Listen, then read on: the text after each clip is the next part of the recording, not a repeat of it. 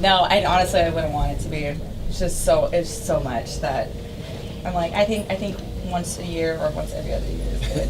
That was my next question. Is this almost an easier situation for you because of all the things you need to do, the emotions, and you were like literally like setting things up like behind the scenes yourself? Or, yeah.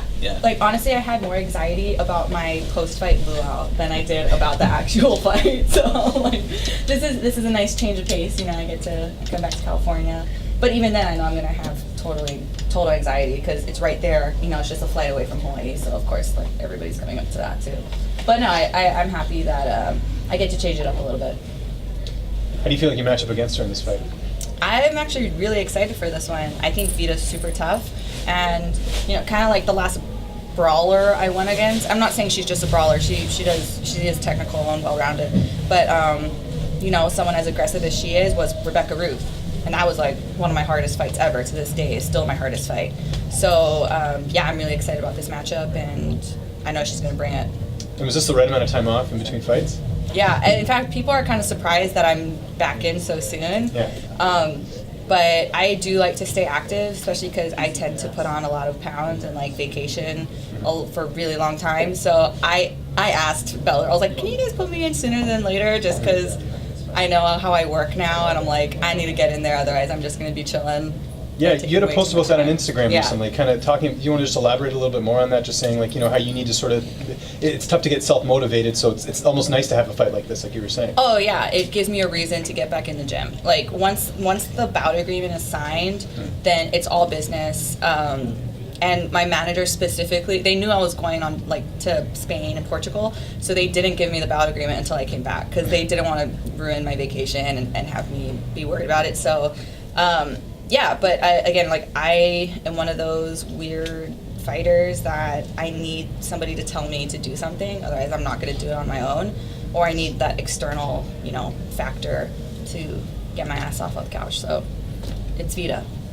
And you got a couple of your teammates fighting soon, Pearl and Liz Carmouche as well. So, yeah. And so that's super exciting, you know, because we're all 125ers. My teammate Pearl Gonzalez is going to be fighting for the Invicta belt in 2 weeks, I think. She's 2 or 3 weeks out. And then the following week, Liz is going to be fighting it at UFC Prague. So unfortunately, I'm not going to be able to go to Pearl's fight, but I'm going to go to Liz's fight. But, you know, if Liz does well in this fight, then she could very well be a contender for the UFC belt. And so imagine, and I have total confidence in Pearl getting this belt. She has had an amazing camp, and you know, she's just on one right now. So I think she's going to bring the belt home. So imagine having a Bellator champion, Invicta champion, and a UFC contender / champion, all flyweights. I think that would just be badass. Last one, guys.